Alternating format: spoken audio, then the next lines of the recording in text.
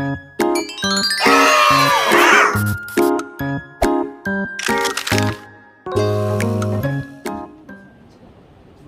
그러면 10시 30분이 된 관계로 지금부터 오산시 언론인 클럽 주관 오산시 의원 초청 빠방의 토크쇼를 진행을 하도록 하겠습니다. 먼저 국민의힘 이상복 의원님, 원내대표님 참여해 주셨습니다. 예, 반갑습니다. 다음으로 더불어민주당 송진영 의원님, 원내대표님 참여해 주셨습니다. 반갑습니다. 송진영입니다. 그리고 오늘 그 기자간담회를 같이 진행해 주실 저희 그 오산시 언론인 클럽 회원사 한 분 한 분 소개를 드리는 시간을 갖겠습니다. 우선 그 왼쪽부터 제가 소개를 하면요. 메트로 신문의 김대희 기자님 참여해 주십니다. 예, 김대희 기자입니다. 자, 그다음에 오늘경제 최영주 기자님. 그다음에 시사미래 신문의 김문석 기자님 참여해 주십니다. 다음은 중앙뉴스 타임스의 박재영 기자님. 다음은 로컬 세계의 김병민 기자님. 마지막으로 미디어 이슈의 박종환 기자님. 그리고 사회를 맡게 된 브레이킹 기자입니다. 자, 아시. 마이크 가까이 네. 자, 진행에 앞서 저희가 이 진행 소개를 하자면요.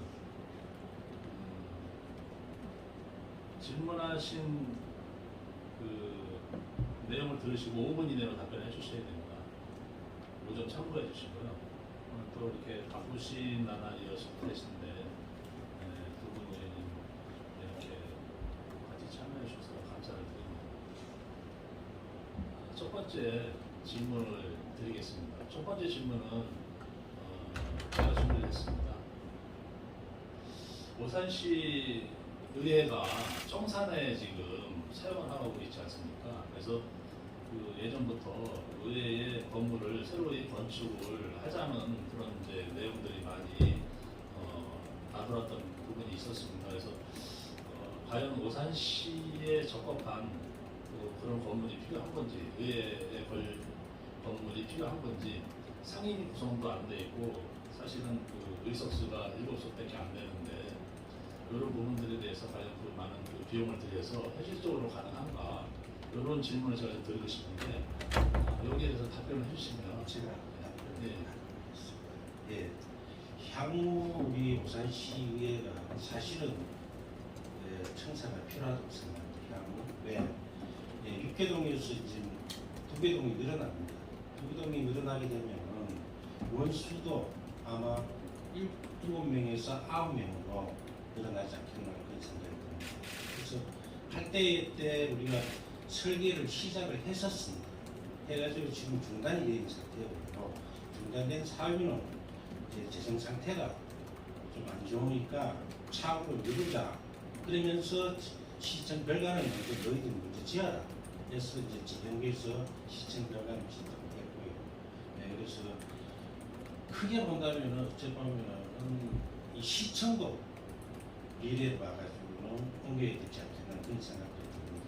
그래서 아주 중장기적인 어떤 면에서 봐야 되겠지만은 시의회는 내년에 분동이 되어지면은 아마 다음 선거 때는 이변이 일어나면은 좀 정사가 필요하지 않나 오늘 그렇게 생각합니다. 거기에 대해서 송진 의원님. 네, 그 청사가 두 개가 분동이 돼서 두 개가 늘어난다고 해서 두 개의 의원이 늘어나리라는 법은 사실은 없거든요. 예, 그것은 의원이 총량제이기 때문에 가능한 거예요. 예, 그거는 그 총량제가 있긴 합니다. 그러나 이제 어느 쪽에서 두 번째를 죽어야만 우리가 사는데, 사실 기초 의원이 생기고 90년대 초에 생기고 난 이후 7명이 아직도 7명이다. 그때 당시에 약 한 6만 명이었는데 우선시가 지금 24만이 됐습니다. 그럼 이거는 충분하게 늘어져야 된다고. 우리 늘어져야 된다는 건 당연한 건데요. 의원님 말씀하신 게 너무 당연한데 저희가 늘 수 있을지는 사실적으로 미지수이고요. 지금 예산 말씀해 주셨는데 지금 저희 지금 옆에 별관 짓고 나서 사람들이 다 와서 저희 인사하는 줄 아시더라고요. 저기가 의회 청사인 줄 아시는 분들이 굉장히 많으시더라고요. 저희는 이사 안 한다라고 계속 말씀을 드렸었는데 일단 청사가 있으면야 좋겠죠. 시의회 청사가 있으면야 저희도 더 쾌적하고 우리 직원들도 일하기 더 편하고 더 좋겠죠. 하지만 지금 두 개가 분동이 되고 세방살이 가지 않습니까? 그 세방살이 가는 데 있어 청사를 또 지어야 하는 문제들이 또 산적해 있고 이런 것들에 대해서 이상복 의원이 말씀하신 것처럼 예산상으로 그것은 조금 힘들지 않을까. 하지만 말씀하신 것처럼 중장기적으로는 필요한 부분이 아닐까라는 생각은 합니다. 결론은 뭐 중장기적으로 봤을 때는 필요한 부분이 있다라고 이렇게 이제 매듭을 지어내는데, 그럼 두 번째 질문으로 준비해 주신 C3일의 질문 김우식 기자님 전해주시죠. 현 민선 8기 취임 후 인구 50만의 경제 자족 도시를 표방하면서 재정 자립도를 높이기 위해서 각 부서와 산하기관의 예산 삭감 등이 이루어졌고요. 그리고 사업비 등으로 인해서 집행부와 의회 간의 갈등이 있었던 것으로 제가 알고 있습니다. 지금 현재 우리 의회는 여소야대 상황인데요. 앞으로 어떻게 하면 협치를 통한 오산시 발전을 이루어갈 수 있을지에 대한 의원님들의 생각을 듣고 싶습니다. 협치에 관한 부분이니까 제가 말씀드리도록 하겠습니다. 이제 여소야대 말씀하셨는데요. 여소야대라고 해서 저희가 뭐 막하거나 이러지는 않습니다. 저희가 5명이라고 해서 충분히 의견 수렴하고 있고요. 말씀드려서 저희가 근데 지금 또 말씀하시는 부분에 있어서 저희가 살릴 수 있는 예산은 극히 적고요. 들어오는 예산에 의해서 우리가 깎을 수 있는 이러한 의회 구조입니다. 저희가 예산을 살릴 수는 없습니다. 제가 중도일보에 칼럼을 게재하고 있는데요. 그 칼럼에서 제가 마지막 칼럼 게재한 거에서 이기는 정치라는 것을 게재했습니다. 그것은 시민들에게 삶의 희망을 주는 것이 이기는 정치다라고 이야기를 했는데 삶의 희망을 주는 것이 협치라고 생각을 합니다. 하지만 저희가 삐걱했던 이유는 민선 8기 들어오면서 시장님께서 기자회견을 하셨습니다. 여기 계셨던 분들도 다 계셨을 거라고 생각을 합니다. 거기서 재정이 오산시 재정이 파탄났고 그 이후에 또 기자회견은 오산시의 집행 공무원 수가 너무 방대하게 늘어져 있어서 이거를 축소해야 한다 이런 식으로 해서 뭔가 오산시가 뭔가 불안하고 뭔가 좀 잘 되지 않고 좀 공포감을 조성한 이런 부분들이 많이 있었습니다. 제가 사실 그것에 대해서 이제 7분 발언을 많이 했지요. 많이 했는데 그것을 하면서 느낀 것은 협치라는 것은 투명성이 담보될 때 가능하다라고 생각을 합니다. 예, 집행부에서도 저희도 투명하게 이러이러한 부분에 이러니 우리 같이 가자 하면 저희랑은 충분히 같이 갈 수 있습니다. 하지만 그렇지 않고 밀실에서 자꾸 뭔가를 하려고 하고 뭔가를 그들만의 세계에서 하려고 하고 의회에는 통보만 한다. 이렇게 된다라고 하면 이거 협치가 이루어질 수 없는 것이죠. 그러니까 저는 신뢰성과 투명성이 담보된다면 충분히 시장님과 같이 당연히 우선 시민을 위한 정치를 하는 것이 저희 민주당의 모토입니다. 예, 그러므로 인해서 협치는 이루어질 수 있다고 생각합니다. 신뢰성과 투명성이 담보돼야 된다고 생각을 합니다. 네, 송진영 의원님. 그 밀실이라는 표현을 하셨는데 네. 그 부분에 대해서는 이제 제가 듣기로는 그 시 산하 기관 단체가 있지 않습니까? 그런 부분들에 대해서도 지금 그 야당 의원 일부 이제 계신 분들이 그 산하 단체장님 찾아가서 많은 그런 협상을 이제 예산을 사용하기 위해서 협상을 진행하기 위한 여러 가지 시도가 있었던 부분이 있었던 걸로 기억을 하는데 정확하게 어떤 건지 제가 정확하게 모르고 있어서 제가 하는 일은 아니어서 제가 제가 하는 것은 그러니까 아니어서 제가 한번 대놓고 말씀드리기 좀 네. 왜 저렇게 좀 네. 애들어서 말씀드렸는데 네. 감흥이 없으시다면 이제 그렇게 하시고 네. 거기에 대해서 우리 이상복 의원님 뭐 반론하실 내용 있습니다. 예, 네. 그 물론 소중은 뭐 밀실 정치에 대해 가지고는 객지가 이룰 수 없다고 말씀하셨는데 사실 우리 그 이건재 시장이 취임되고 나서 의회와 난 나름대로의 소통을 정말 많이 했다고 생각합니다. 어떤 사안이 있을 때마다 올라와가지고 시의 의원들과 의논하고 내 생각이 있다고 전달도 하고 또 의원들의 어떤 생각도 받아내려가지고 많이 협조를 했다. 그래서 8대 때 그 전 정권에서는 제가 있었지만 별로 한 게 없습니다. 사실 의원들하고 협치가 안 됐다. 물론 그때는 제가 야당으로서 어떤 두사롭게 안 됐기 때문에 배제가 되는지는 모르지만 지금 현재로서는 우리는 그래도 시장님이 협조를 많이 하고 있다고 생각하고 있고 물론 우리 시의회에서는 예산 승인권이 있고 집행부는 편성권이 있지 않습니까? 그럼 우리 시의원들도 뭐 감시와 견제 기능을 갖고 있기 때문에 거기에 대해 가지고 여야를 따라서 충실하게 접근하는 겁니다. 네, 여기에 대해서 특별히 의견 없으시면 다음 질문 넘어가겠습니다. 송정 의원님 뭐 참가하신 시 네, 시장님이 뭐 올라오시고 노력하신 거는 저도 인정합니다. 네, 노력 많이 해주셨고 하지만 그 이면의 세계에서 제가 말씀드린 건 투명성입니다. 예, 이상입니다. 자, 이렇게 질문을 여기서 마무리하고요. 두 번째 질문 있어서 시사분리대 김문숙 기자님. 오산시 면적이 좀 좁지 않습니까? 그리고 또 타 시설과 사이에 지금 끼어 있습니다. 네. 그래서 이를 위한 그 일자리나 교통 인프라 구축 또 혹은 교육 복지 혜택 뭐 이런 다양한 인구 유입의 자부책을 마련하지 않으면 인접한 타시에 빼앗길 확률이 좀 커 보입니다. 이것에 대한 자부책이라고 할까요? 또 의원님들의 생각이 어떠신지 여쭙고 싶습니다. 제가 네. 말씀드리겠습니다. 네. 자, 지금 너무 포괄적인 질문을 하셔서 일단 인구 유입에 대한 말씀이신 인구를 뺏기거나 인구를 유입하거나 이런 것들에 대한 문제이신 것 같습니다. 예.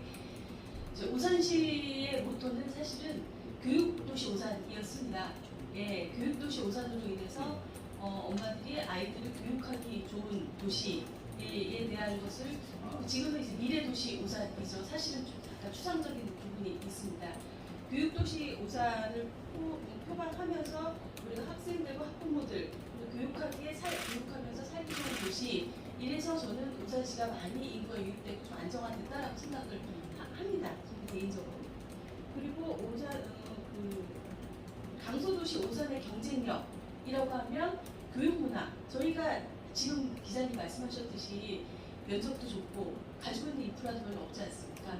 교육문화가 중심이 돼야 된다고 생각을 합니다. 아이들 키우기 좋은 도시 그리고 또 이주호 교육부 장관도 얼마 전에 오셔서 저희들이 하고 있는 교육에 대해서 굉장히 많이 자부심을 갖는다라고 오산 시민에게 자부심을 가지라고 말씀을 하고 가셨습니다.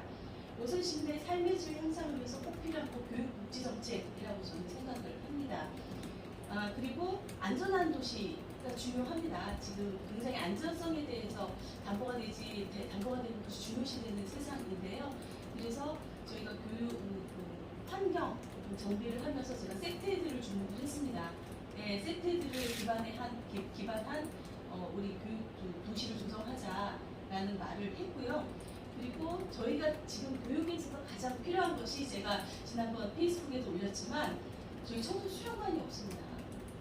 정말 너무 안타깝습니다. 여러분 혹시 우리 기자님들 청소 상담복지센터 가보셨는지 모르겠습니다. 가보신 분 계십니까? 청소 상담복지센터 어디 있는지 아실까요? 아무도 모르시죠? 한번 가보시기 취재 한번 부탁드립니다. 정말 열악합니다. 시장 안에 있는데요. 제가 들어가기도 무섭게 생겼습니다. 사실 제가 그 상담실을 가는 길에 깜짝 놀랐고요. 들어가서도 깜짝 놀랐고요. 이런 곳에서 우리 아이들이 자라고 있구나. 정말 아이들이 너무 미안했습니다. 그런 부분들 수련관 해서 아이들이 정말 우리 부모들이 아이들 보낼 수 있는 곳, 아이들이 갈 수 있는 곳 이런 것들 우선시 시급하다라고 저는 생각을 합니다. 네. 두 번째 질문에 대해서 이상보 의원님은 의견 있으신가요? 오산시가 사실 42.7 백만미터입니다. 오산시 42.7 백만미터인데 면적 대비 지금 현재 24만입니다. 어쩌면 좀 밀도가 인구 밀도가 높다고 생각했습니다. 그 인구는 자동적으로 유입이 돼야 되지. 그 유입되려면 어떻게 돼야 됩니까? 경제가 복지, 경제가 잘 돌아간다면 어디서라도 유입이 될 수 있다. 그렇게 생각합니다. 그래서 울산시도 경제적으로 발전한 도시가 된다면 인구 유입에 대해 가지고는 그렇게 걱정 안 해도 된다. 그런 의견을 있습니다. 그럼 다음 질문 넘어가겠습니다. 다음 질문은 로컬 세계 김병민 기자님 질문해 주시죠.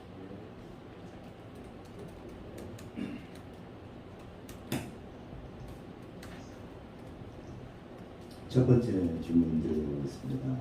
현재 오산시가 교통 문제가 잘 해결돼야 인구 유입도 될 것 같고 해서 오산시 지금 현재 4톤 8톤 교통 중심지가 되려면은 구체적으로 계획과 이 차원의 계획과 역할이 있다면 무엇이 있는지 좀 말씀 좀 해주시면 고맙겠습니다. 교통 문제라고 한다라면 지금 우리 기자님들도 다 아시겠지만 사통팔달 정말 좋은 말입니다. 교통유지 우선 만들어야겠죠. 트램 지금 진행하고 있습니다. 근데 트램에 대한 고민 굉장히 많이 의회에서 하고 있고요. 어떻게 하면 정말 시민들이 편리하게 사용할 수 있을까, 또는 우리의 경제적인 효과도 누릴 수 있을까에 대한 고민 의회에서 굉장히 많이 하고 있다는 거. 그리고 금강선 연장 차질 없어야겠죠. 지금 사전 예비 타당성 검사 들어가 있는 걸로 알고 있습니다. 근데 이런 것들 차질 없이 실현돼야 되겠고요. GTX 신호선, 노선 연장, 그리고 KTX 지금 이건재 시장님이 부분 정차 계속 말씀하시는데요. 이거 정말 됐으면 좋겠습니다. KTX 부분 정차 됐으면 좋겠고요. 경부선 철도 횡단도로 이런 것들 다 실현될 수 있도록 저희들도 우리 집행부 이건재 시장님께 힘을 실어드리도록 하겠습니다. 이런 것들이 잘 됐으면 좋겠습니다. 그래서 출퇴근 시간에 교통 정체로 더불어 시민들의 불편함이 없도록 저희들도 잘 노력을 하겠습니다. 그리고 저희 지금은 ITS 기반한 교통정책 지금 하고 있습니다. 지금 수립하고 있습니다. 그러니까 어느 정도 교통에 대한 신호체계 정비를 통해서도 교통이 많이 해소될 수 있을 거라고 생각을 합니다. 네, 이상보 의원님 같은 질문인데 어떻게 생각하십니까? 네, 물론 교통이라는 게 중요합니다. 중요하고 시와 시 경계의 도로가 이쪽 시는 넓은 4차선인데 이쪽에는 2차선이 되어 있습니다. 그런 부분도 좀 해소를 해야만이 때문에 그다음에 우리 오산시 내에서도 지금 동부대로라든지 그다음에 2-11호 대로 즉 세교 6단지에서 지구통 넘어가는 부분이라든지 내부적으로 간선도로도 많이 되어져야 된다고 생각합니다. 그래서 우리 시장님 그 공약 사항이 교통, 도로 거의 그쪽에 많은 게 집중되어 있는 걸 알고 있습니다. 그래서 거기에 대해 가지고 시장님이 혼자서는 안 되지 않습니까? 국토교통부 장관을 비롯해서 LH 사장, 도로공사 사장 이렇게 두루두루 다 찾아다니면서 거기에 대한 해결 방안을 찾고 있습니다. 그래서 거기서 의회에서도 거기는 여야를 떠나서 정파를 떠나서 도와주면 도와줘야 된다고 생각합니다. 네. 다른 답변, 다음 질문으로 넘어가겠습니다. 김병민 기자 이어서 답변 부탁드리겠습니다. 지금 네. 지금 현재 우리나라가 방금 김문수 기자가 인구 문제를 짚었는데 저는 또 거기서 더 구체적으로 한번 더 말씀드리고 싶어서 좀 하겠습니다. 우리나라가 지금 저출산, 고령화 시대에 접어들어 인구 문제가 굉장히 계속되고 있습니다. 그래서 젊은 사람이라든가 아이를 낳는다든가 오산시로 이루다든가 이런 게 의회 차원에서 대안이나 또 특별한 대책이 있는가 있으면은 구체적으로 좀 어떻게 있는가를 궁금해서 말씀드리고 하겠습니다. 저출산 고령화 굉장히 문제가 되고 있죠. 저출산에 대한 문제, 고령화에 대한 저출산 고령화는 사실은 오산시만의 문제 아닌 국가적인 차원의 문제이죠. 그런데 오산시에서 할 수 있는 건 이번에 이제 출산 장려금 좀 높였습니다. 출산 장려금이라는 자체 주는 거 굉장히 저는 좋은 것이라고 생각을 합니다. 하지만 이것은 굉장히 미봉책이라고 생각을 합니다. 우리 아이 키워보신 분들 계실 것 같은데요. 아이 키우는데 가장 중요한 기반된 시설입니다. 어떻게 아이를 키울 수 있는 환경이 조성되는가가 가장 중요한 부분이라고 생각을 저는 하는데요. 보니까 그런 것들이 있더라고요. 저는 그 제 생각입니다. 제가 이거 예산을 반영하겠다 이런 뜻은 아니고요. 아이를 낳았을 때 그 출산 도우미가 한 달 동안 오셔갖고 아이를 이렇게 봐주시는 그런 정책들이 있더라고요. 다른 시도에서는요. 그런 것들 또는 우리는 육아종합지원센터나 아이림 센터 이번에 있지 않습니까? 이번에 그 문을 열지 않습니까? 이런 부분들 많이 활용해서 또는 다른 분들 지금 국공립 어린이집이라든지 이런 부분들 많이 활용을 해서 아이를 키울 수 있는 기반을 만드는 것 또는 국가적인 차원에서는 육아휴직 저는 정말 장려하고 확대해야 된다고 생각을 합니다. 어떤 그 TV 프로그램에 보니까 엄마 아빠가 같이 휴직하는 경우도 있더라고요. 그래서 아이를 같이 육아휴직을 갖는 경우도 있더라고요. 그런 부분들 아이를 키울 수 있는 기반이 이루어져야 저희가 이 저출산 시대를 넘어갈 수 있지 않을까라는 생각을 저는 개인적으로 합니다. 네, 그 출산 문제라고 하니까 우리 송규정 의원님이 여성으로서의 아이를 키우는 뭐 그런 그렇죠. 위치에 있다 보니까 말씀을 많이 해주셨는데 이상고 의원님은 제가 이제 이렇게 한 가지 더 덧붙여서 말씀드리면 오산의 출산 장려금이 어느 정도까지 수준이 와 있는지 다른 타 지자체하고 비교했을 때 이런 부분들을 좀 같이 좀 답변해 주셨으면 좋겠습니다. 지금 그게 저 출산 그 관계로 출산 장려금이라고 하죠. 지금 그것도 이제 올해 그 이건재 시장님 공약으로서 이제 600만 원, 300만 원 그걸 이제 세 번에 나눠서 이제 주는 걸 했는데 사실은 이거는 진짜 정말 미봉책입니다. 미봉책을 생각되시고 첫째 결혼을 하려고 하면 그 자녀를 가지려고 하면 집이 있어야 되지 않습니까? 주거 환경이 되어져야만이 결혼할 수 있고 그래야 결혼해야만이 자녀가 출생을 하지 않습니까? 이런 요새 젊은 세대들 있잖아요. 집은 없어도 차는 좋은 거 타고 다니잖아요. 그만큼 이 세상이 바뀌어가고 있다. 그래서 일단 집부터 주택 구입부터 이제 쉽게 가야만이 이 인구도 좀 변하지 않겠나 그렇게 생각되십니다. 그러면 출산 문제 여기서 다른 이슈로 넘어가겠습니다. 다음 질문은 중앙뉴스타임즈의 강재영 기자님 준비하신데요. 부탁드리겠습니다. 안녕하십니까. 오산시에서 오산시의 시설관리공단을 도시공사로 전환한다고 하셨는데요. 오산시의회에서는 그거에 대해서 어떻게 생각하시는지, 그리고 또 도시공사는 오산시의 미래를 발전할 수 있는 큰 힘이 될 수 있을 거라고 생각합니다.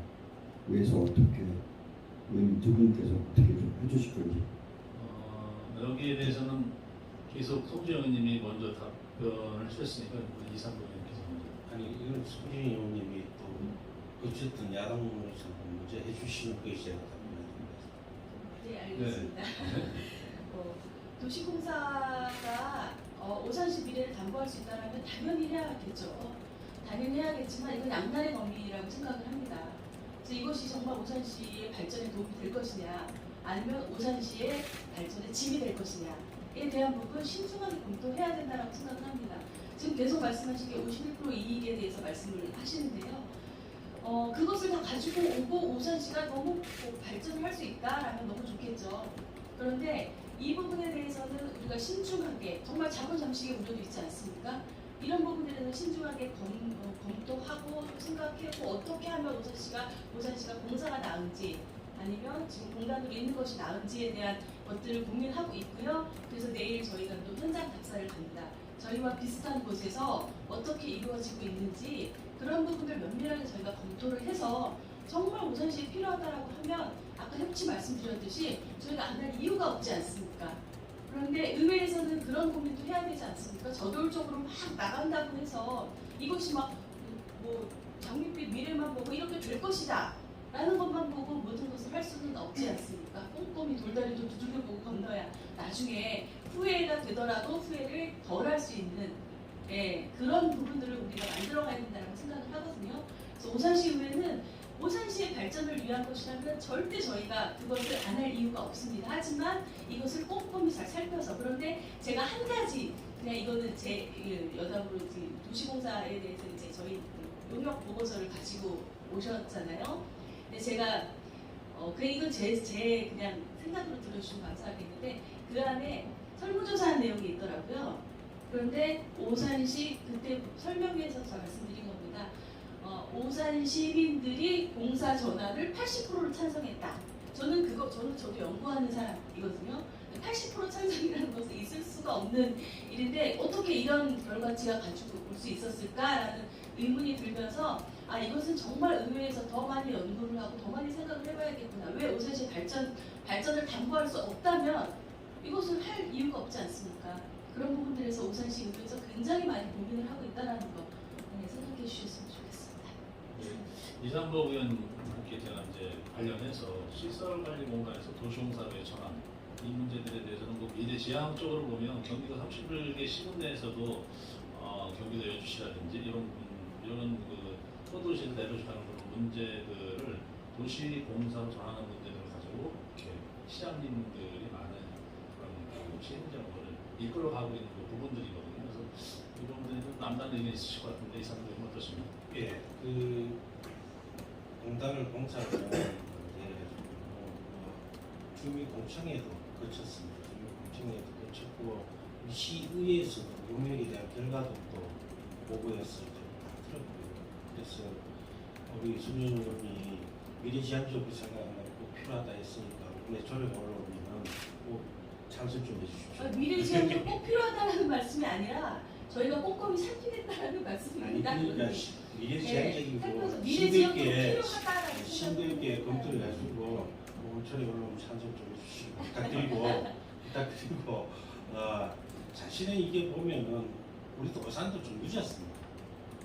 공사를 좀 늦었고 그 뭐 조직을 시장이 사람을 채우려고 그런다 그런 것도 아니고요.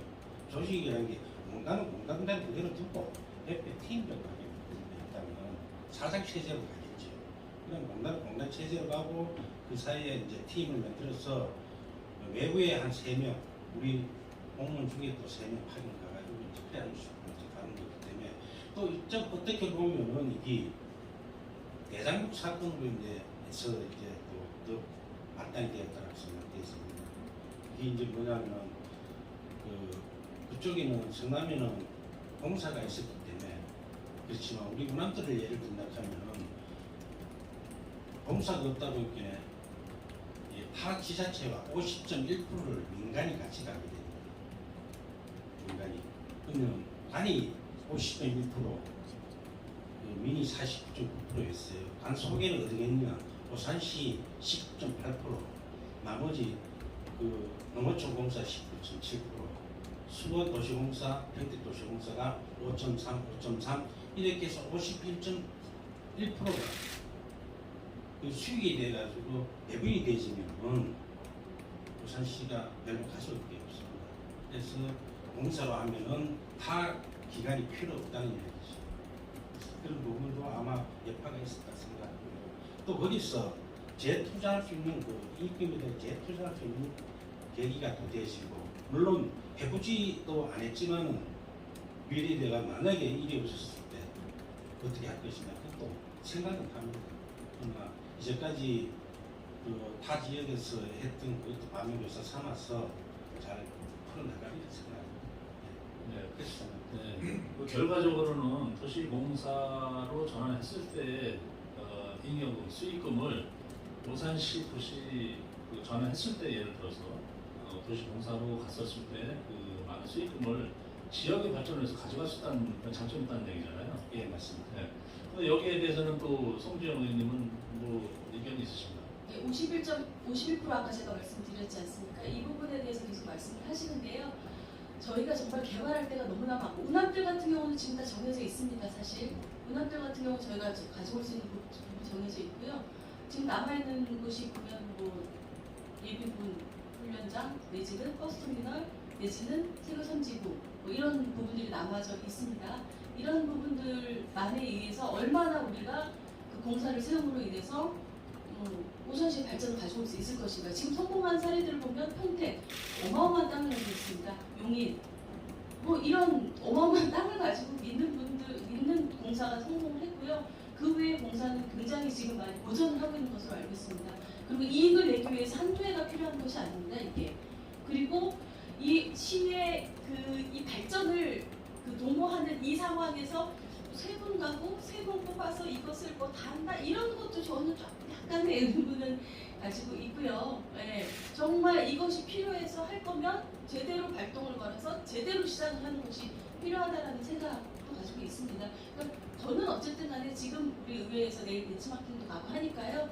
그런 부분들, 잘된 부분들, 잘못된 부분들 면밀히 살피고요. 정말 우리 오산시의 적합한가에 대한 부분들 살펴서 이것이 필요한가 아닌가에 대해서 저희가 적절히 생각을 해보도록 하겠습니다. 또 판단하도록 하겠습니다. 감사합니다.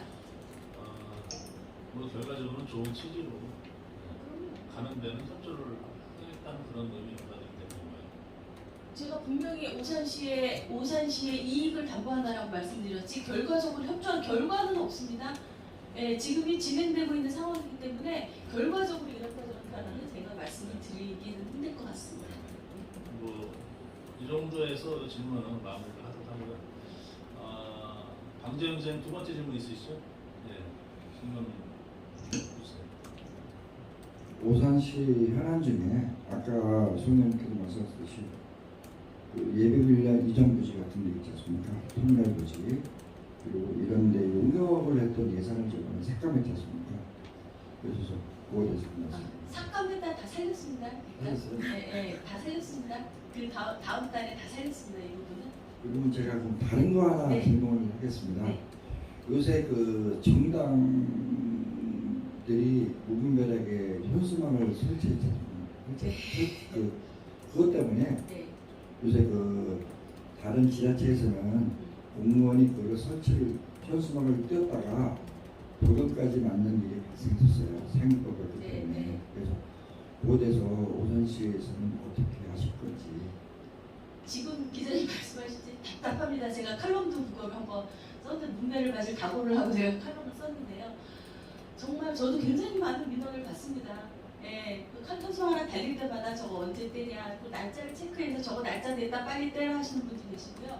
있는데요, 상위법에 근거해서 하는 것은 저희 의회에서 어떻게 하는 방법은 사실은 없습니다. 그래서 지난번에 시장님께서 좀 어떻게 방법을 좀 생각을 해서 게시대만 걸자라는 말씀도 하시고 했었는데요.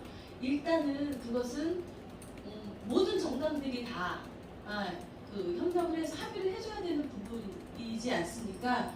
안 그러면 아까 말씀하신 대로 공무원이 그냥 뗐다가는 뭐 벌금 무는 일이 생기니까요. 참 안타깝지만 이거는 상위법에 근거한 것이라 의회에서 할 수 있는 일은 사실은 없을 것 같습니다. 예, 저도 이 부분에 대해서는 계속 시민분께도 죄송합니다라는 말씀을 드리고 저도 이것은 이 정당법에 대해서는 참 어떻게 제가 드릴 말씀이 없습니다.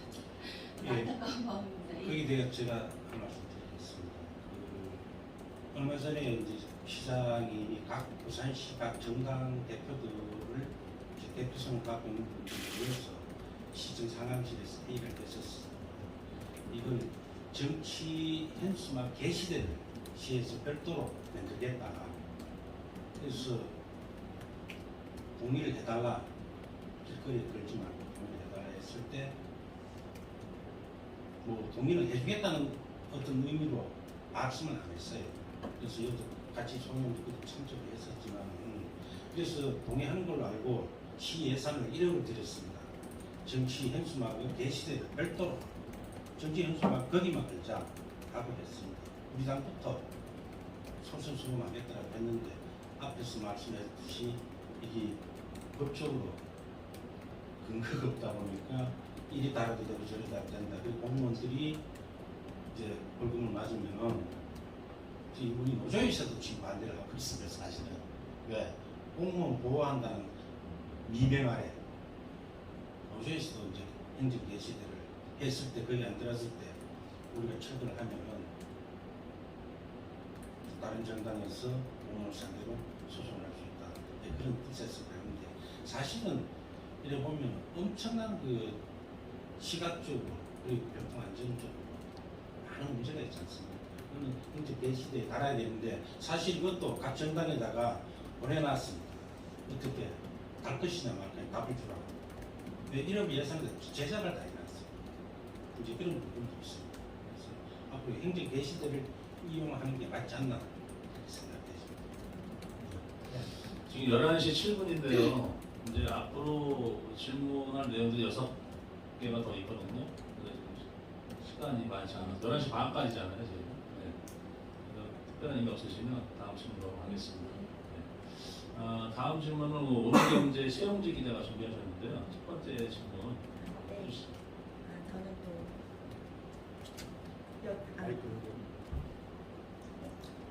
네, 최홍주 기자입니다. 저는 또 여자다 보니까 저 어디 오송 있는 데를 지나갔는데 오송역에서 바로 화장품 뭐 그런 걸 하더라고요. 화장품 축제. 근데 이제 오산도 보니까 오송역이 어디 지원에 계시는 거죠? 충청도 오송 충청도 여기가 오송? 네 그런 그거 보고 나니까 여기 기사 검색에서도 이제 오산이 뷰티파크나 뭐 오산 가장 산단에서 화장품 기업이 되게 많이 집적돼 있다고 돼 있고, 근데 이제 K 뷰티 산업도 우리나라에서 되게 많이 이제 그걸 하잖아요. 활성화 시키려고 하는데 오산에서는 어떤 노력을 하고 있는지, 그리고 이제 관광객들을 찾아오게끔 할 수 있는 대책은 없는지 알고 싶습니다. 네. 이에 대해서 송지은 의원님. 예. 네. 지금 K뷰티 얘기하셨잖아요. 네. 지금 가장 산단에 250개 정도의 업체가 상주해 있고요. 그 우리 화장품 관련 업계가 19개 정도 있습니다. 근데 지금 뭐 아시다시피 화장품 산업도 코로나로 인해서 많이 다운됐다가 지금 또 많이 활성화되고 있는 상황입니다. 근데 저희는 작년까지 뷰티 축제를 했죠. 아시죠? 뷰티 축제 시청 앞 광장에서 작년에도 했습니다. 예, 작년에 했는데요. 뷰티 축제 굉장히 호응도 좋았습니다. 근데 그때 12구 참사 때문에 한 달을 연기해서 하는 바람에 굉장히 추운 날씨에 했죠. 예, 그런데 만약에 그거를 연기하지 않고 제날짜에 했더라면 얼마나 좋았을까라는 생각을, 그날 너무 추웠거든요. 제가 행사 처음부터 끝까지 다 있었습니다. 그래서 굉장히 시민들 호응도 좋았고 볼거리도 많았고 외부에 그 협찬 오시는 그 분들도 굉장히 많았어서 우리의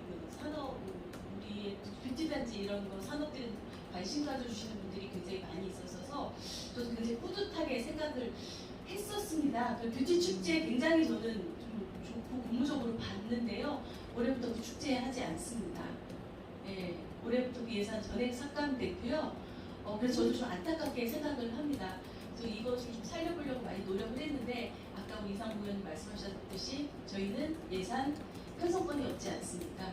예, 예산 편성권이 없기 때문에 제가 아무리 살리려고 노력을 해도 이 부분에 대해서 살리지는 못했습니다. 예, 뷰티에 관해서 이제 관심이 있으시니 저도 굉장히 관심 많고 그 축제를 여러분들 한번 그 주변에서 들어보시기나 하면 오산시에서 볼 수 없는 이런 또 학생들 오산대학교 학생들 뷰티과 있잖아요. 그 학생들이 졸업 작품들 막 같이 하고 해서 굉장히 시너지효과가 있다라고 생각을 저는 들었거든요. 그리고 러시아 모델들을 써서 몽환적인 이런 패션쇼 이런 것들도 막 하고 화장품 메이크업 하고 막 이런 부분들에서 볼거리도 굉장히 많이 있었다라고 생각을 하는데요. 올해는 하지 않게 돼서 참 안타깝게 생각을 합니다. 예. 네, 그럼 지금 뷰티 얘기가 나와서 그런데요. 요즘 젊은 세대는 잘 모르겠지만 저희 뭐 이렇게 동 세대에 계신 분들은 그냥 스킨이나 남자들은 로션 바르는 정도의 수준인데 여성분은 다르겠지만 여기에 대해서 이상복 의원님은 또 어떤 견해를 가지고 계신지 답변 부탁드리겠습니다. 예, 작년 했는데 그게 어찌 보면은 일회성 어떤 그런 행사로 끝나서는 안 된다는 이야기고요. 그게 뭐 보면은 부산대학교 학예 발표회 같은 그런 느낌이 들었었어요. 그래서 그 많은 예산을 들여가지고 그렇게 학예 발표 정도 좀 부른다. 물론 뭐 모델들이 나오고 외국 사람이 나오고 했다 하더라도 거기에는 어떤 특정적인 어떤 뭐 연령대를 따지면 좀 그렇지만 그 호응도가 좀 다르다는 거, 호응도 차이가 있다는 게 예산에 대비해서 그런 부분이 어떤 특정한 교수님이 계속 이제 진행이 해왔죠. 그래서 이제 그런 부분에 해가지고 조금 지평부에서는 부정적인 어떤 시각으로 받지 않나 이렇게 생각되십니다. 그러면 그 특정한 교수님이 계속 진행을 해왔다는 부분은 뭐 특혜성 시기도 있었다는 부분인가요? 그 내부적인 거는 제가 여기서 이야기하기 좀 그렇습니다. 근데 우리 반대로 송지현 의원님은 여성으로서의 의원으로서의 어떤 그런 부분이 굉장히 아쉬운 쪽 말씀하시는 것 같아요. 네, 저는 아쉽고요. 학예 발표라고 하시는 건 조금, 네, 조금 그 학생들에 대한 그런 아쉽다. 느낌이 들어서 우리 선생님 조금 지금. 네, 아쉬운 네. 말씀을 드리고요. 아쉽지만 또 저는 나름대로 많은 부스와 많은 사람, 굉장히 많은 사람들 참여했고요. 볼거리 뭐 이런 것들 많이 제공하고 또 뷰티가 이렇게 있다라는 거 알리는 것에 있어서는 굉장히 뭐 단일성이 아니라 계속 해마다 이어가서 하면 좋지 않았을까라는 안타까움을 네. 말씀드립니다. 그 부분은 뭐 여야가 협치를 잘 하셔서 진행하셨으면 지역에 축제를 살려갈 수 있는 부분이라 생각을 하고요. 두 번째 질문 준비하셨죠? 저 최영주 네. 기자님. 예. 그거하고 이제 이것도 어차피 축제인데요. 그 야매 축제처럼 이제 오산시에서 진행 중인 1년에 축제가 몇 개나 되는지하고 이제 오산시를 알리기 위해서 전국에서 오산하면은 어떤 축제로 유명하다 그렇게 들 수 있는 축제가 있는지 앞으로 어떤 계획이 있는지에 대해서 알고 싶습니다. 네, 여기에 대해서 어느 분이 송지현 의원. 예. 네. 오산시 축제는 사실 저는 뷰티 축제가 됐으면 좋겠습니다. 근데 이제 뷰티 축제는 올해 하지 않고요. 오산시에서 하고 있는 축제는 지금 말씀하신 대로 야매 축제에 있고요. 독산성 문화재, 정월 대보름 축제 정도인 것 같습니다. 근데 사실 이것들이 어떤 특색을 가지고 있을까라는 야매 축제 같은 경우는 사실은 굉장히 많이 홍보를 얻고 있죠. 네, 근데 다른 부분들에 대해서는 뭐 얼마나 다른 지자체나 이런 다른 외부의 홍보를 갖고 있을까 그냥 우리 시민들만의 이런 단체가 아닐까라는 생각을 해보고요. 독산성 문화재도 사실 독산성 문화재라는 이름을 걸맞지 않게 어떠한 특색을 가지고 있을까에 대한 부분을 저희가 계속 특색을 좀 갖고 해보자라고 얘기를 하는데 어떠한 특색이 있는 것 같지는 않습니다. 제가 특색을 갖고 좀 해보자라는 얘기는 계속 하고 있습니다. 그래서 저는 지금 말씀하신 그 축제가 아쉽고요. 예, 이 축제는 뭐 이 정도가 있습니다. 그리고 교통 대책 뭐 이런 것들은 사실 주차장 이런 거에 대해서 말씀을 하시는 것 같습니다. 하지만 주차장은 오산시 전체에 대한 문제입니다. 하지만 이 축제에 또 산발적으로 뭐 주차장을 어떻게 할 수 있는 부분은 아니고요. 다른 뭐 정월대보름이나 뭐 독산성 문화재 같은 경우에서 야매 축제 때 굉장히 좀 힘드셨었을 것 같은데요.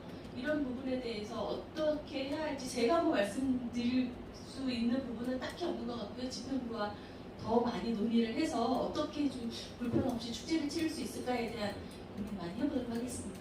관련해서 의상복 의원님 말씀 주시죠. 네, 축제는 우리가 독산성 마라톤도 그 축제를 볼 수 있습니다. 그리고 그다음 시민과 행사로 축제를 볼 수 있습니다. 그래서 이 축제를 하되 깽가리 축제는 지양을 해야 된다. 장구 치고 치고 이렇게 노는 등을 하는 게 아니고 물론 시민들이 여가 선물이라든가 문화생활에 직접적인 건 좋겠지만 예산 낭비성 깽가리 축제는 좀 지양해야 된다고 생각합니다.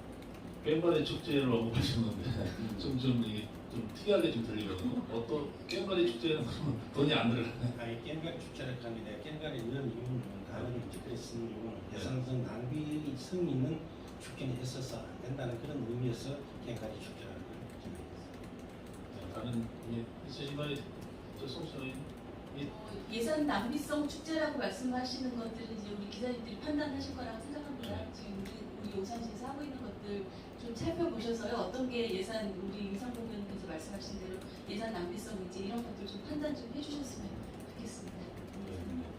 자 그러면 다음 질문으로 넘어가겠습니다. 다음 질문은 미디어 이슈의 박종환 기자님 준비하겠습니다. 네, 안녕하세요. 미디어 이슈 박정환 기자인데 저는 지금 영상 찍고 있다 보니까 질문지로 회장님이 좀 연기를 그럼 제가 예. 네, 우리 박종환 기자님이 준비하신 내용을 제가 대신 하겠습니다. 오산 워터파크 시설은 오산시 소관 운영을 위탁으로 하고 있다. 이에 대한 문제점이 없는지에 대한 질문이거든요. 여기에 대해서 어느 분이 먼저 답변을 해주시죠. 문제점이 많지요. 아시는 바대로 사실은 오산시가 뭐 관여할 수 있는 부분이 아닙니다. 워터파크는 오산시의 소유권이 있지만 모든 운영이나 책임은 다 워터파크에서 하고 있습니다. 근데 지금 뭐 듣는 소문으로는 운영이 많이 어렵다 뭐 이런 소문은 듣고 있는데 제가 정확한 뭐 자료나 이런 것들이 저희들에게 제출되는 것은 아니기 때문에 잘 모르고 운영 주체와 관리 주체가 한 곳입니다. 저희가 소유만 하고 있는 거 맞죠? 소유만 저희 있고요. 그렇습니다. 그리고 저희가 관여할 수 있는 부분은 딱히 없고요. 우리는 생각해볼 문제는 저 버드파크가 나중에 문 닫고 나가게 될 때, 우리 20년 계약이지 않습니까? 저게 지금 20년 계약인데 20년을 다 채우고 원상복구하고 깨끗하게 해주고 나간다라고 하면 참 감사하겠지만, 혹시라도 그 이전에 뭔가 그냥 손들고 뭐 그만하셨을 때 또 채무 문제라든가 이런 것들이 또 혹시라도 여기서 발생이 돼서 좀 불착하지지 않을까 하는 부분에 대해서도 우리 생각을 해봐야 될 것 같고요. 버드파크에 대한 것들은 우리 의원들 모두 촉 세우고 저것이 어떻게 될 것인가 지금 생각을 계속해서 하고 있습니다. 지금 굉장히 좀 위태위태한 부분이 버드파크가 아닌가, 저는 개인적으로 조금 그렇게 생각을 합니다. 네, 그 부분은 우리 이상복 의원님한테 제가 반론을 먼저 드리기 전에, 이 당시에 버드파크 이 시설에 대한 많은 그 특혜 시비와 그다음에 그로 인한 장기 20년 운영권에 대한 그 지금 현재 상존하고 있는 그 모 교수님이시잖아요. 그래서 그런 부분들에 대해서 신랄하게 많은 이야기를 제기했던 분의 한 분이 이상복 의원님이시거든요. 여기에 대해서도 또 어떤 반론이 있을 것 같은데 답변 부탁드리겠습니다. 예, 지금 현재 부산시 생태 체험관으로 되어 있죠. 버드파크를 제가 처음에 이름을 지었다가 명의했다가 이제 바꿨죠. 생태 체험관으로 바꿨는데, 사실은 이게 들어오기 전에 어떤 게 문제점이 되냐면, 면실 옥상에 미니어 신문관을 만들기로 했습니다.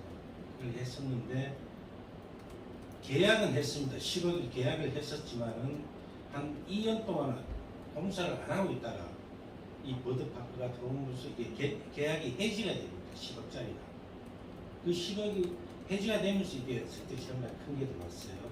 그러면서 들어오면서 제가 정말 위험살질도 많이 했습니다.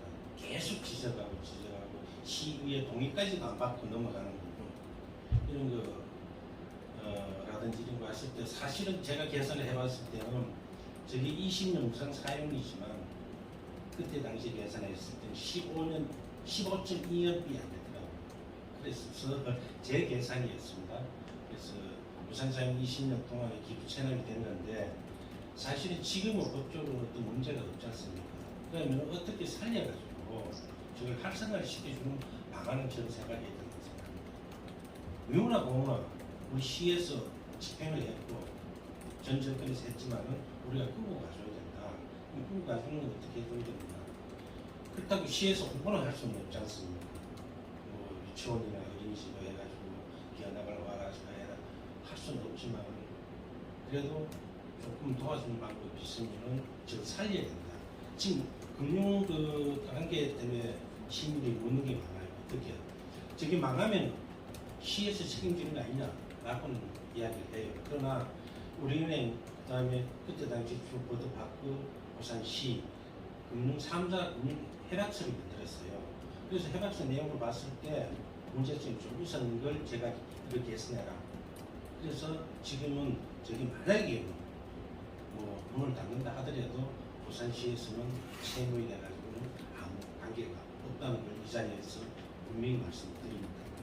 네.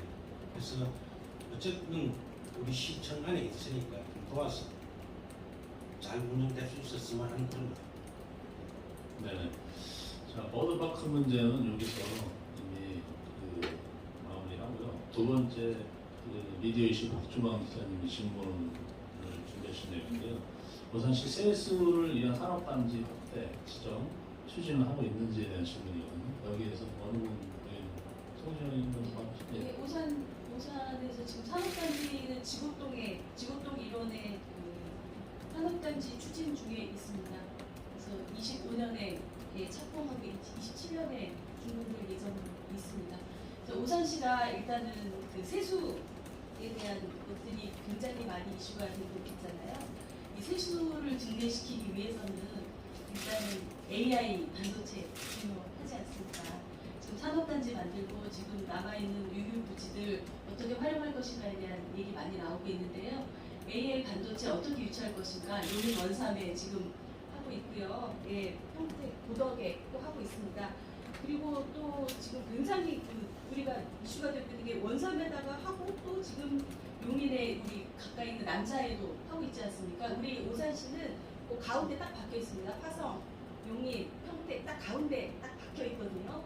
이 박혀 있는 오산시가 어떤 것들을 할 수 있는가에 대한 고민 굉장히 많이 해봐야겠죠. 그러면 우리는 인구 밀집 도시이지 않습니까?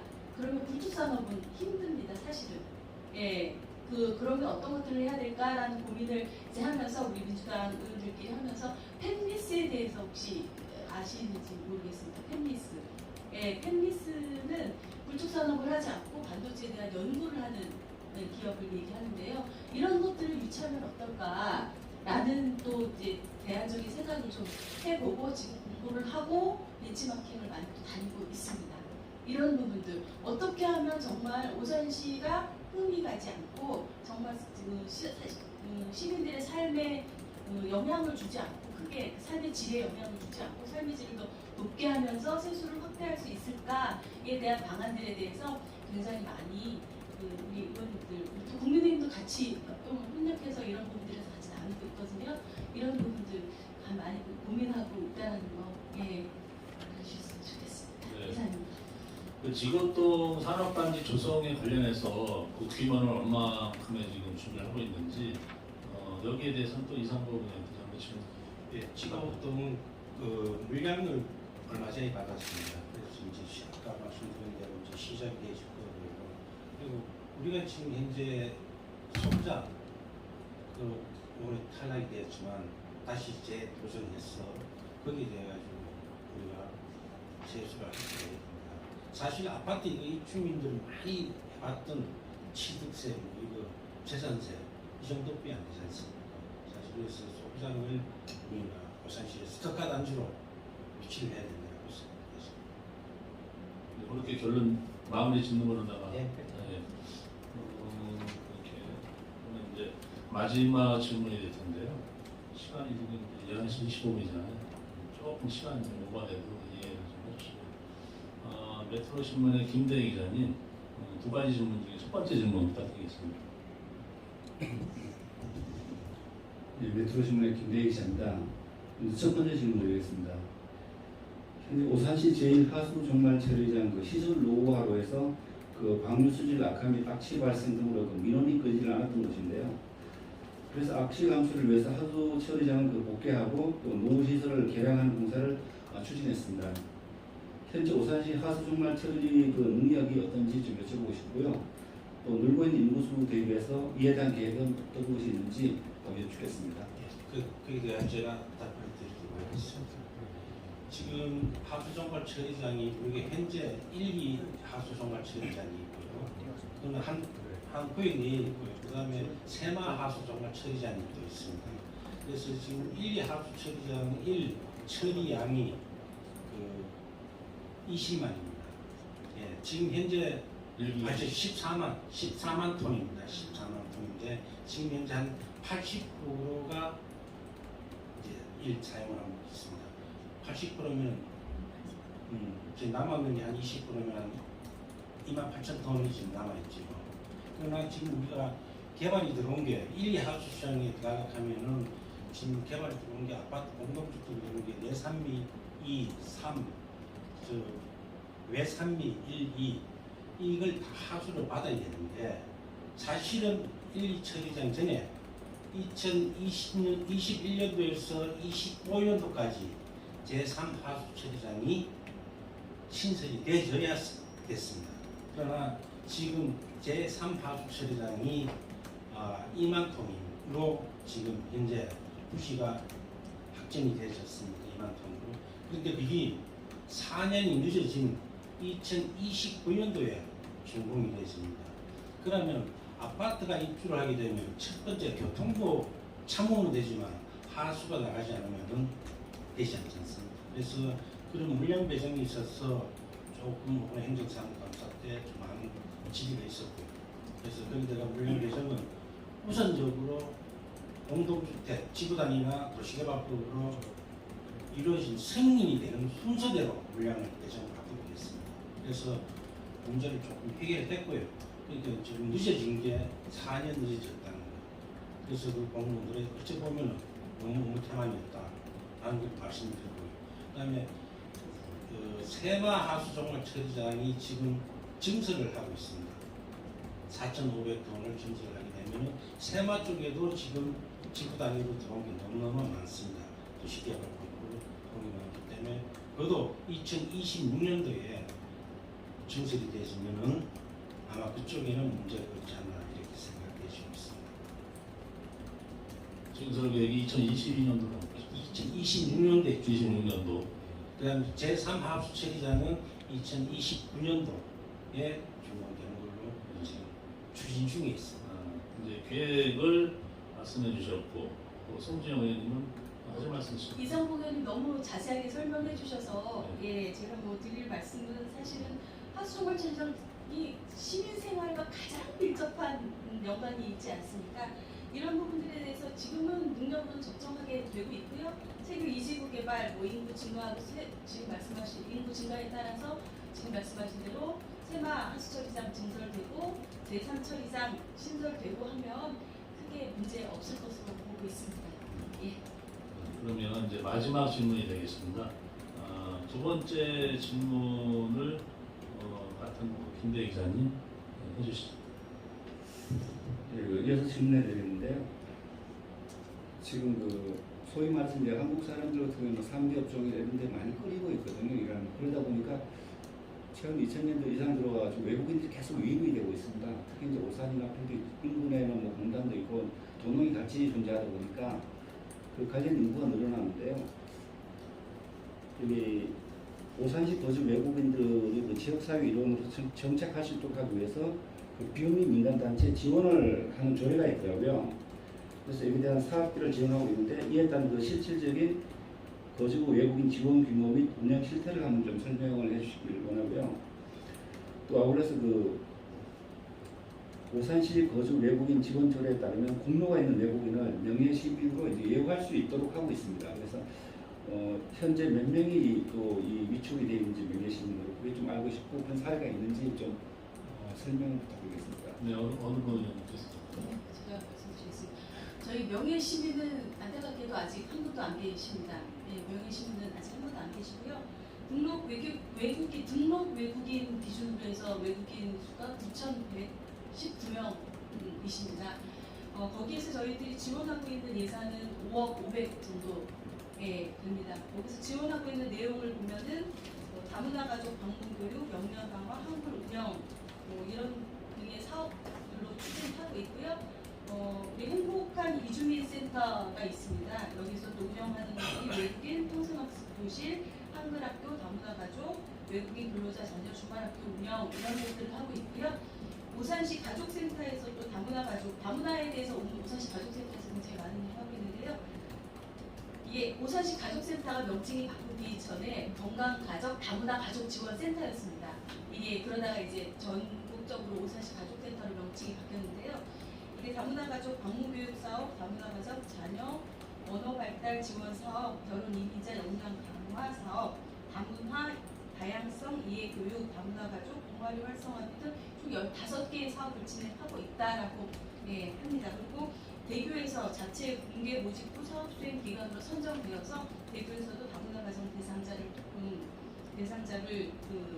다문화 가정 대상자를 통해서 그 한글과 국어 교육을 실시하고 있다라고 합니다. 저도 지금 기자님이 이 질문을 주셔서 자료를 찾아봤습니다. 이거는 제가 관심 갖지 못한 부분이었는데 질문 주셔서 제가 좀 그럼 보충 질문 좀 드려도 될까요? 네. 지금 서울시 같은 경우는 외국인 명예시민이 상당히 많이 위축되는 걸로 알고 있어요. 또 매년 진행되고 있고요. 근데 오산시에서도 아마 이게 외국인에 대한 어떤 지원이라든가 복지 차원에서 만든 것 같은데요. 명예시민 위축할 대상자가 없었던 건지 아니면 이 조례를 만들어 놓고 실질적으로 어떤 뭐 집행기관이나 부서에서 뭐 업무를 안 하는 건지 그게 좀 궁금하네요. 사실 제가 아는 외국인도 없기 때문에 대상이 없지 않았을까라는 생각은 사실은 듭니다. 저도 제가 만나본 외국인이 아직 없으시기 때문에 이 대상에 서울 같은 경우는 굉장히 인구수도 많고 광범위하고 그 부분에서 다양한 일들을 하시는 분들이 많이 있지 않습니까? 그런 부분의 차이에서 우리 뭐 공무원들이 일을 안 했다라고 생각은 하지 않고요. 아마도 대상자가 아직까지는 없지 않았을까 저는 그 개인적으로 그렇게 생각을 합니다. 네, 답변 여기까지 하시고 그다음에 이상도 의원님 혹시 여기에 대해서 답변하실 수 있는 게 있으세요? 예, 당마 우리 가족을 위해서 우리 그 남천동 행정복지센터 내에 별도로 그 센터를 만들어드릴 겁니다. 또한 남천동 동사무소가 생기면 당마 그 가족센터를 거기다가 또 별도로 센터를 만들어드릴 겁니다. 예, 사실 이 당마라는 게 참 중요하다고 생각합니다. 저는 지금 교회가 다민족 교회를 하고 있습니다. 거기 하면 목사님이 이제 설교를 하시면 영어로 통역을 다 해주는 그런 식으로 이제 하고 있습니다. 그래서 그분들하고 몇 번 접촉을 하니까 다 괜찮답니다. 그래서 아마 우리 시에서도 거기에 대한 관심을 갖고 있습니다.